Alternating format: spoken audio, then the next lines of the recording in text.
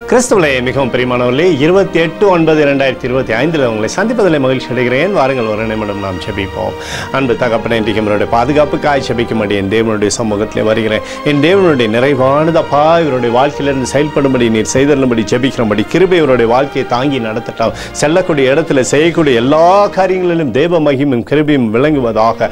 இயேசு கிறிஸ்து சிந்தின பரிசுத்த ரத்தத்தை இவர் மீதும் ஒரு குடும்பத்தின் மீதும் ஒரு செய்கிற சகல காரியத்தின் மீது பூசுகிறேன். ஆகவே இந்த நாள் முழுவதும் மகிமை ஆசீர்வாதம் இவரோடு இருக்கட்டும். உடைய நிறைவானது இவருடைய வாழ்க்கையிலிருந்து செயல்படும்படி நீர் செய்தருளும்படி ஜெபிக்கிறேன். சக்கரையா 9:12 இரட்டிப்பான நன்மையை தருவேன், இன்றைக்கே தருவேன் என்று சொல்லி எழுதியிருக்கூடிய வார்த்தையின்படி அப்பா இரட்டிப்பான நன்மை இவருடைய வாழ்க்கையில தந்து நீர் ஆசீர்வதித்து இவருடைய பேரை பெருமைப்படுத்தும்படி ஜெபிக்கிறேன்.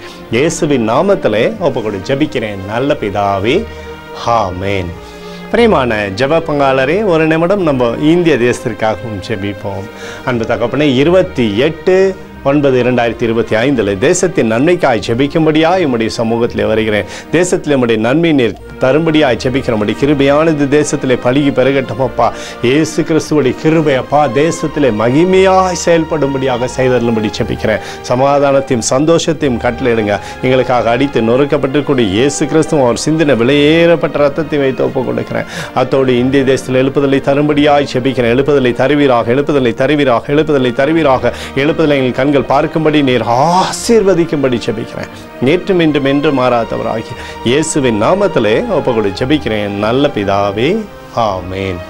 பிரியமான ஜெப பங்காளரை, ஆண்டவர் நம்மளுடைய ஜெபத்தை கேட்டிருக்கிறார். இந்த நாள் முழுவதும் கர்த்தராகிய இயேசு கிறிஸ்துக்குள் வளரும்படி உங்களை வாழ்த்தி ஆசீர்வதிக்கிறேன். ஆமென்.